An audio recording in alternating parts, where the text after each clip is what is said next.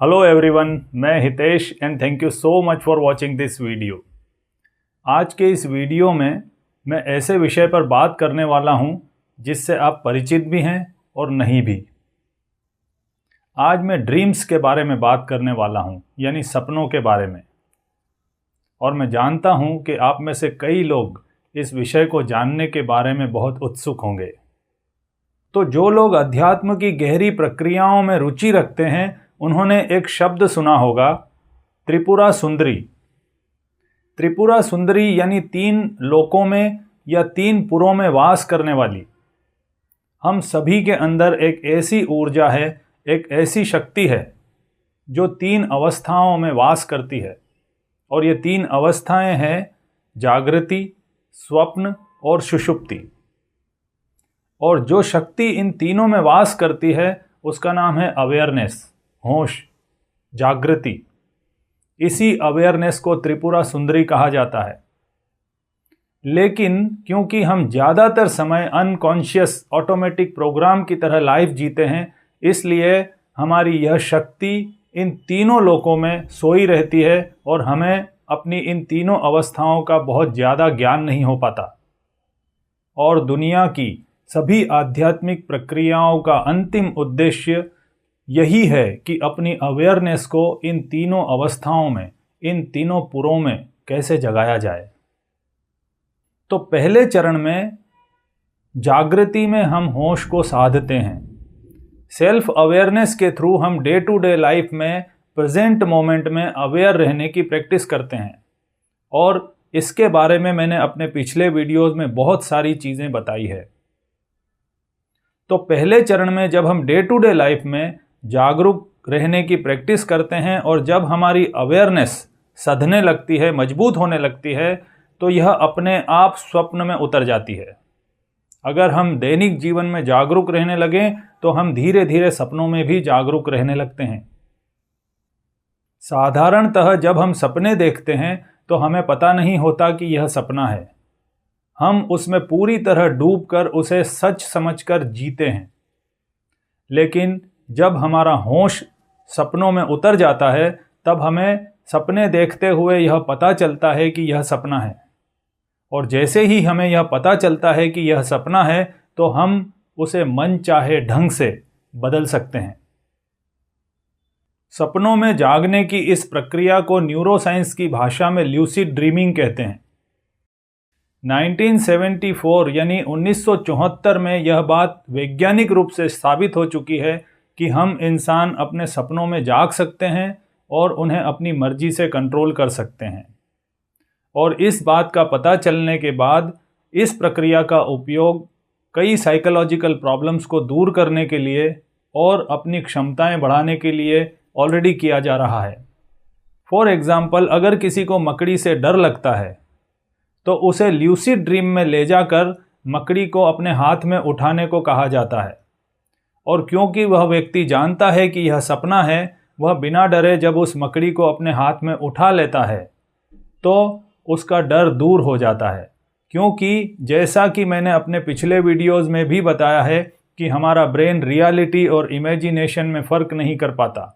वह सपनों में, कल्पनाओं में और रियलिटी में फ़र्क नहीं कर पाता। तो जब व्यक्ति सपने में मकड़ी को अपने हाथ में उठा लेता है और उसे कुछ नहीं होता तो वह जागृत अवस्था में भी मकड़ियों से डरना बंद कर देता है।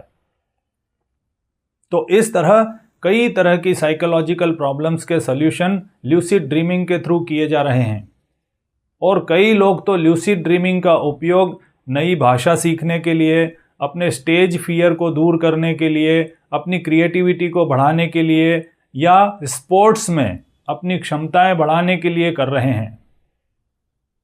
तो 1974 में जब वैज्ञानिकों को ये पता चला कि हम इंसान अपने सपनों में जाग सकते हैं और यह बात वैज्ञानिक रूप से सिद्ध हुई, तो वैज्ञानिकों को लगा कि उन्होंने कोई बहुत ही नई चीज़ ढूंढ ली है।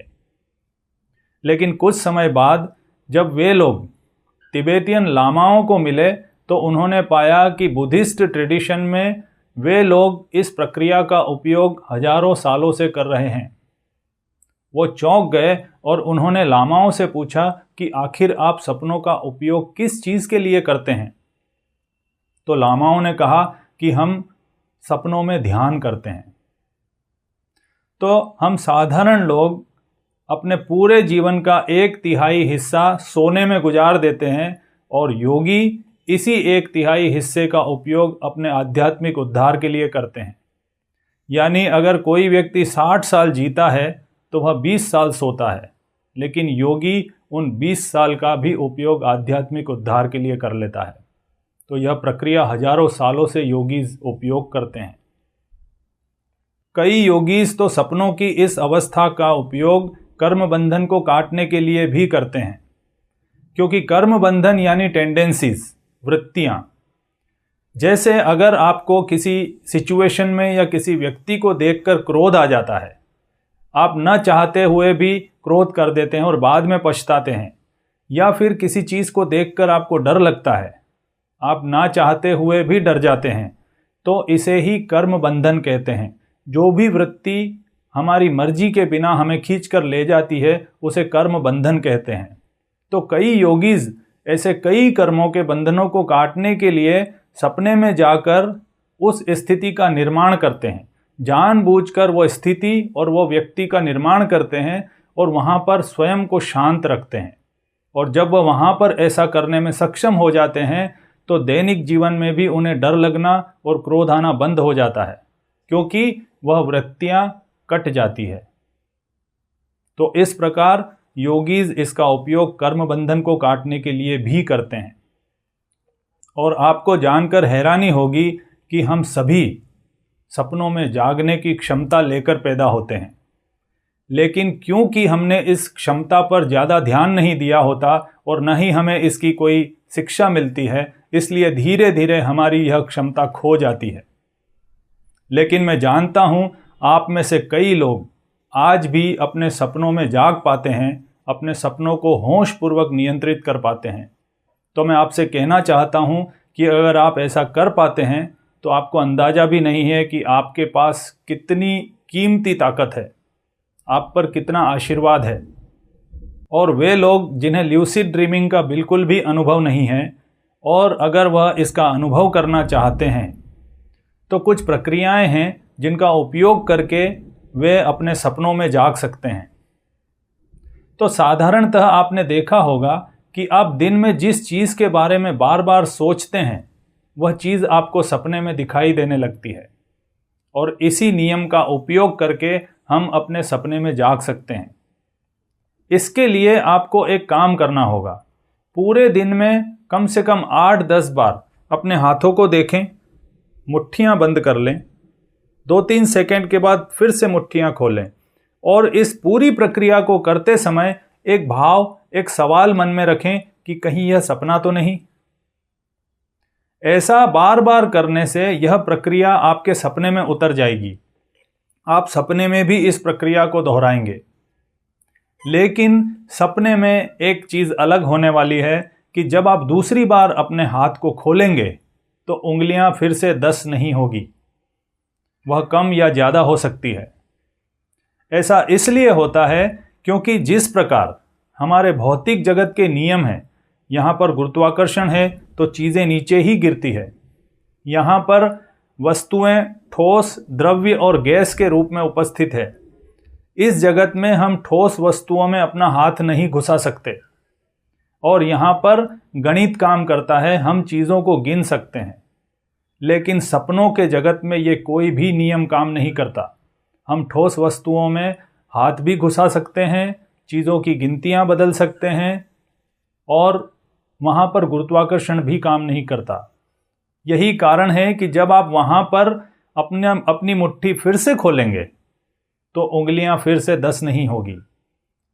और जब यह घटना घटेगी तो क्योंकि आप दिन में इस प्रक्रिया को इस इरादे से कर रहे हैं कि यह चीज़ आपको सपने में ले जानी है, और अब आप ये भी जानते हैं कि सपने में उंगलियां कम या ज़्यादा हो सकती है, तो जैसे ही आप दूसरी बार मुट्ठी खोलेंगे और अगर उंगलियों की गिनती में फ़र्क हुआ तो आपकी अवेयरनेस तुरंत जाग जाएगी और आपको तुरंत पता चलेगा कि यह सपना है।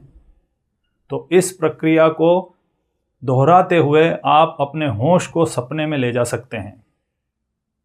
और सपनों में जागने की इस बात को सुनकर आप प्रभावित हो रहे हैं, इस वक्त एक्साइट हो रहे हैं, तो पूरे चांस है कि आज ही रात आपको ल्यूसिड ड्रीम हो जाएगा। क्योंकि पहली बार जब मैंने इस प्रक्रिया के बारे में पढ़ा था तो मैं इतना उत्साहित हो गया था कि मुझे पहला ल्यूसिड ड्रीम उसी रात को हो गया था। मैं अपने सपनों में पहली बार उसी रात को जाग गया था। तो अगर आप भी अपनी अवेयरनेस को अपने सपनों में ले जाना चाहते हैं और अपनी पूरी क्षमताओं को जानना चाहते हैं तो डे टू डे लाइफ में यानी जागरूक अवस्था में सेल्फ अवेयरनेस को साधने की कोशिश करें। वर्तमान क्षण में, प्रेजेंट मोमेंट में पूरी तरह अवेयरनेस को साधते रहें। एक दिन अपने आप आपकी अवेयरनेस सपनों में चली जाएगी और आप जान पाएंगे कि असल में आप कौन हैं। तो आज इतना ही, और इस तरह की और भी इंटरेस्टिंग और यूज़फुल चीज़ें लेकर आता रहूँगा। तब तक के लिए धन्यवाद।